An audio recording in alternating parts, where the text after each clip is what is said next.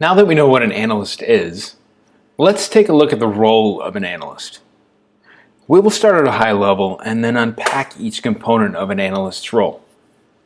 Remember to keep in mind our working definition of what an analyst is as we walk through the day-to-day role of an analyst. So what is an analyst's role?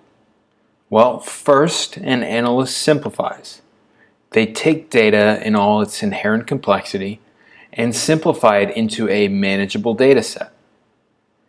Second, an analyst takes that simplified data in the form of a manageable data set and refines it further into information. That's a key distinction.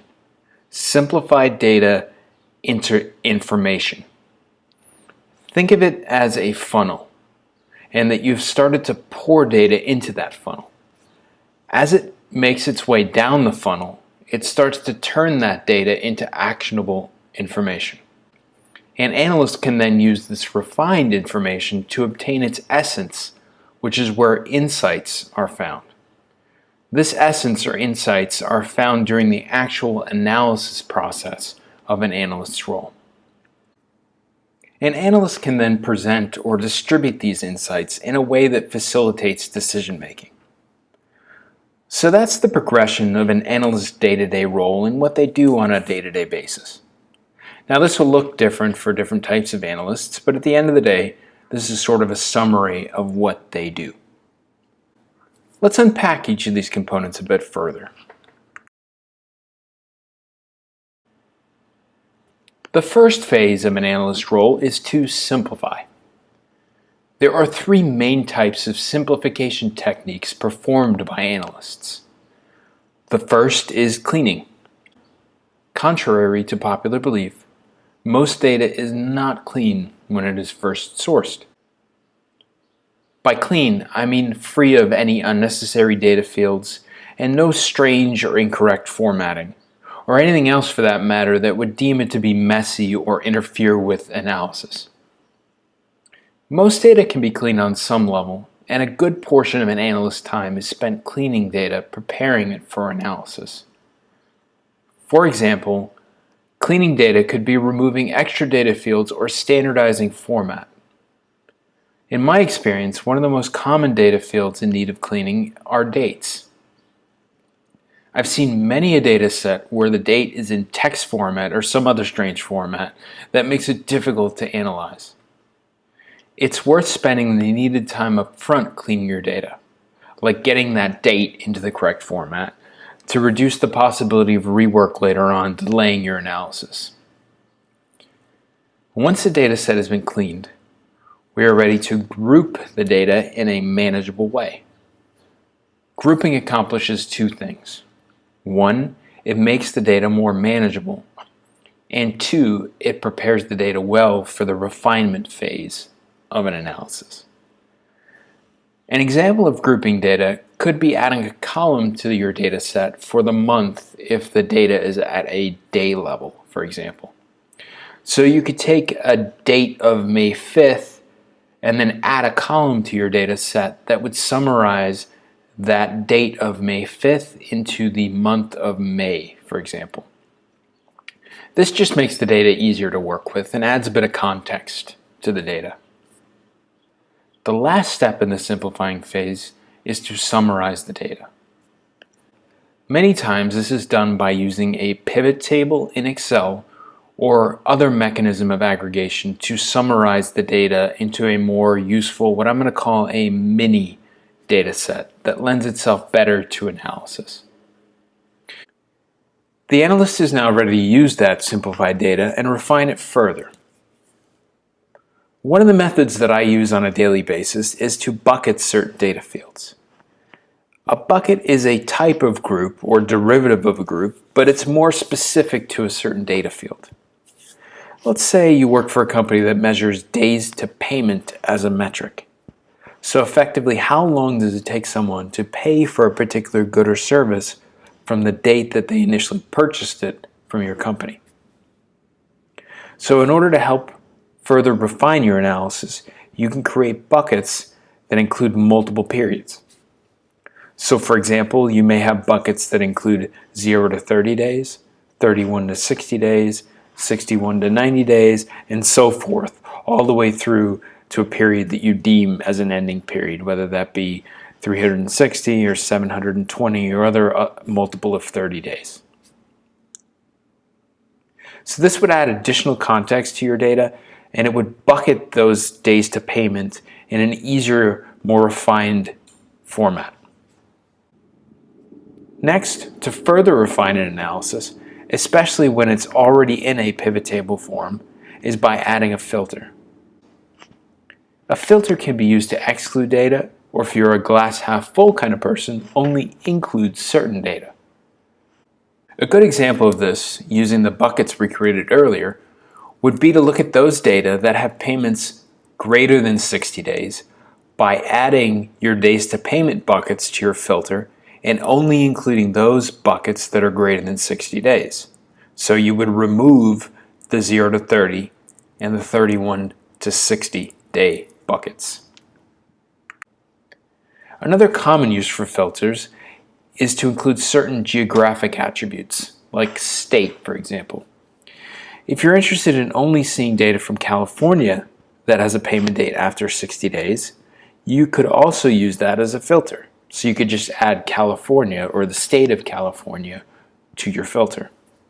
By doing that, you will only see payments that are greater than 60 days that came from the state of California. All right, so we've simplified data and we used buckets and filters to refine it further. So now we're actually ready to get into the analysis portion or to analyze the data. I'm going to skip the specifics of data analysis for this lesson, but don't worry, we're going to get to this very heavily as the course progresses. But from here, you can start to take that refined data and develop insights. Analysis naturally lends itself to drawing conclusions. As analysts, our goal is to find insights from our refined and analyzed data. Insights are actionable pieces of information that can be used to make informed decisions. Think of insights as the root cause of something. For example, an insight using the payment date buckets in California greater than 60 days could be that certain age groups seem to be more prevalent late payers. Armed with this insight, we can present this information to our executive team through the facilitation phase, and action can be taken to try and improve the speed of payment for these age groups, perhaps through incentives or other means. So how many insights do you need per analysis? Honestly, there's no right answer. In fact, sometimes an analysis can yield no specific insight, which in a way is an insight unto itself. The key here is not to overwhelm your audience with too many insights that could lead to what's commonly called analysis paralysis, or in other words, the inability to make a decision because you have too many options or choices. So keep your insights specific and actionable. Now that you have one or many insights, what do you do with them? The way insights are presented or distributed can have a major impact on whether they are used in an actionable way that has a positive impact or if they are just discarded. So it's imperative that an analyst presents insights in a way that facilitates action, or at least does everything in their power to make that happen. There are several best practices when presenting insights to make that happen. Number one, less is always more. When in doubt, get rid of a few things. Unnecessary data, colors, or anything else. You can use filters and bucketing to help with this. There's nothing worse than meaningless information presented in a way that makes it look important. This is unnecessary fluff that any seasoned executive will notice in a second. 2. Know that colors matter. They can evoke a reaction that can lead down a rabbit hole if you're not careful. For example, the use of red. When something is red, it usually means something negative or that it needs attention. So use red and other jarring colors sparingly and in the right context. That's important. So the correct use case for red would be if something decreased month over month or is a negative number. Then red makes sense. But if a metric increased month over month and it's red, then that doesn't make sense. That's not intuitive. Think in terms of your intuition. If it doesn't make sense to you, it won't make sense to anybody else. If something increases month over month, the color likely should be something neutral like black or green to show movement in a positive direction. Next, being consistent is never a bad thing. Keep your color choices and presentation style consistent. You may even want to recycle your proven styles. If the style is working as you intended and is facilitating decision making, then why change it? I tend to use styles depending on the medium of distribution. So for example, when I'm sending an analysis in the body of an email, I tend to limit what's shown to the most important insights or information. This allows for quicker decision making and reduces the opportunity for information overload. Eventually, you will develop your own style. Embrace it and own it. A style that I developed became like a trademark for me in my previous organization. When people saw it, they knew it was my work. This won't happen overnight, so enjoy developing your own style through practice and experimentation. Let's recap this lesson. In this lesson, we focused on the role of an analyst. We learned that an analyst's role is to simplify the inherent complexity of data through cleaning and grouping. An analyst then takes this simplified data and refines it further by using buckets and filters. The analyst can then look for insights within the data which can then be presented to facilitate decision making. So the day-to-day role of an analyst consists of several main functions, with the overarching goal to be to simplify complexity.